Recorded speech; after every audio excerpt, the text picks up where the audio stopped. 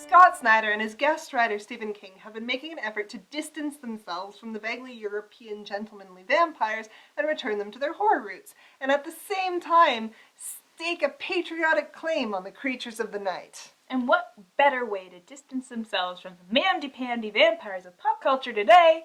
King's answer: killers, honey. Bad boys and girls. Hunters. In other words, Midnight America. Red, white, and blue, accent on the red.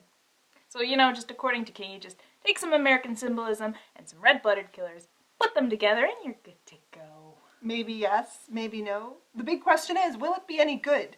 And that's the question that American Vampire is ready to answer.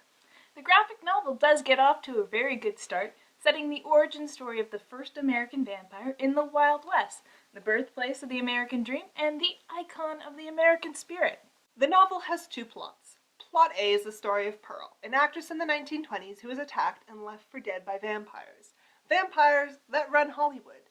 She has a run-in with the infamous Skinner Sweet, who turns her and then unleashes her on their common enemies. Plot B is Skinner Sweet's origin story as an outlaw who robbed from the wrong vampires. Their attempt to bring him to his execution goes wrong, and Sweet ends up a vampire. After years of being trapped in the earth, he finally manages to escape his grave. He then goes on a rampage, more for shits and giggles than any real grudge, and then disappears into history. The rest of the series will move forward in time aging while Skinner Sweet stays immortal. Character-wise, the two main leads are really interesting. Sweet is amoral. He gets off on doing whatever the hell he wants, which most days is causing fear, mayhem, and slaughter.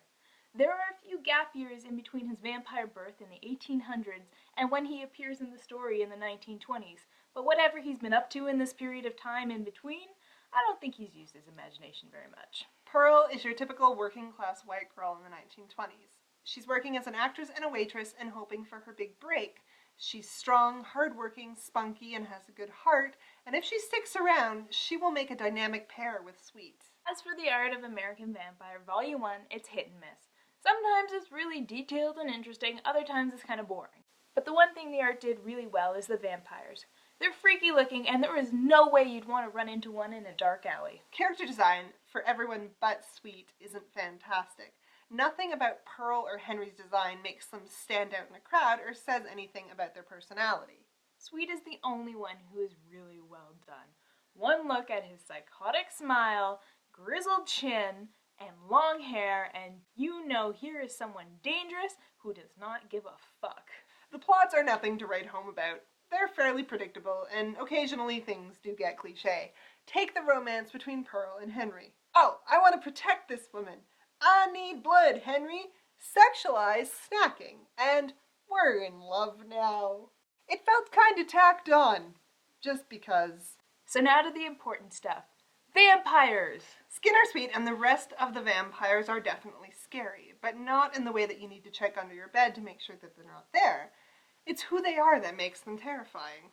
Ancient European vampires are so old that they can actually predict which human innovations are going to profit and flourish. They know where the money is, and they own American mining companies, and later, the Hollywood film industry.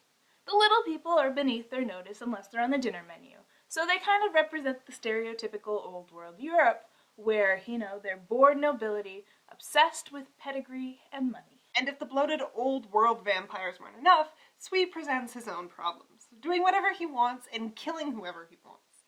He doesn't have his own sense of justice or personal set of morals. You do not want to cross paths with this guy, ever, because you're just lucky to come out alive.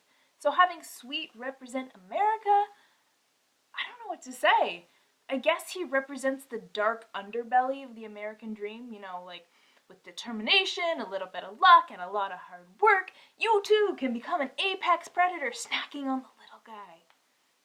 Donald Trump would be proud. I like the idea of vampirism speaking to national identity, and I don't really think that's been done before. And the fact that the series follows Sweet through the 20th century leaves room for a dialogue to develop. American Vampire has a great opportunity to explore the issues that come up in every decade. Race, gender, war, religion, politics, but I'm afraid it's going to tramp all over its smart potential. There's a hint at what American Vampire could be. You have this young woman, Pearl, who's taken advantage of by society because the society leaves so few defenses for women. But with the addition of her vampirism, she could level the gender playing field a bit. But the problem is, I don't even think American Vampires knows that that's what it did. I have a feeling that the gender commentary was more of an accident and not a product of self-reflexivity, which is very tragic. And then there is the story of the Hispanic Camillo family, whose patriarch manages to climb his way up the social ladder till he becomes mayor. This surprises everyone because 19th century Hispanic mayor. But then in walks Sweet, who promptly beheads the guy in petty revenge just because Camillo helped put him in jail. That they had the American dream, aka Sweet, walk all over one of the two characters of color doesn't even seem to register on the writer's radar. And if Snyder is aware that Sweet is running around as the dark side of the American dream, kudos. But I get the sense that Sweet is a moral coin toss just because that's what sells. So the long and the short of it is, American Vampire is interesting enough for me to continue reading the series, but whether it's intelligent or it's just a sweet treat is up in the air. See what I get it? Sweet treat. Yeah. The art and the plot so far are passable. And if you're looking for something that's vampire-esque and a quick read, then I suggest you check it out. It's definitely worth a try, and I'm interested in seeing where the rest of the series goes.